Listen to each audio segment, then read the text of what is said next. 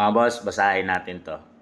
BP Sara sinabing hindi na kayang umabot ng 1 taon ang kanyang ama ayon sa doktor kung magpapatuloy ang pagkulong nila sa kanya.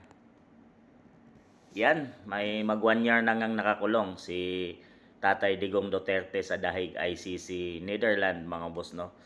So siya ngayon ay 80 years old na.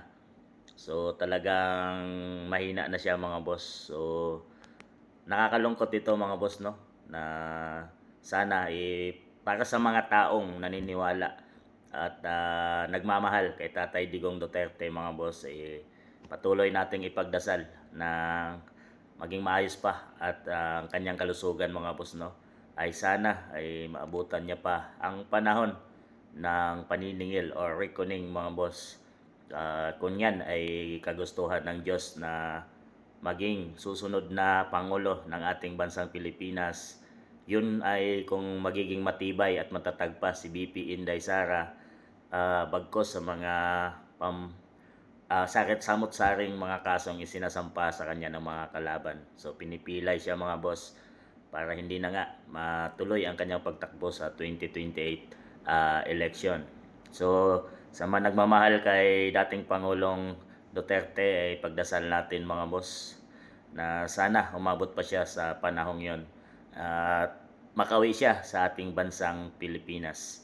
So para naman sa mga taong galit sa kanya at ayaw sa mga Duterte at lalo nang sa ginawa niya sa bansang Pilipinas, 6 years, yung tukhang, mga boss, no, ay maraming galit din sa kanya. So ito ay magandang balita para sa kanya na sinabi ni BP Inday na parang hindi naabot ng 1 year kung tuloy-tuloy na makulong si Tatay Digong sa Dahig.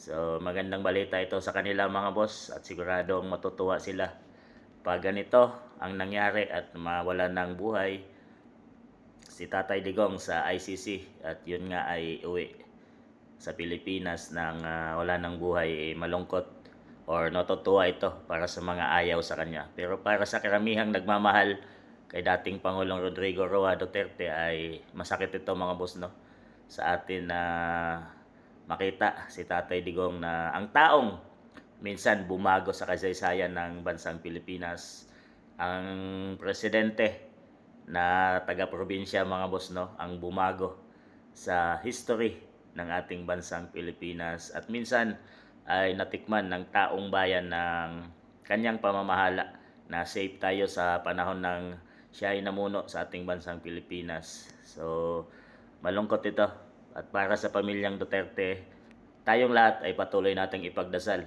na sana ay bigyan pa ng habang buhay at makita nating muli na makalaya sa ICC at makabalik sa Pilipinas si Tatay Digong.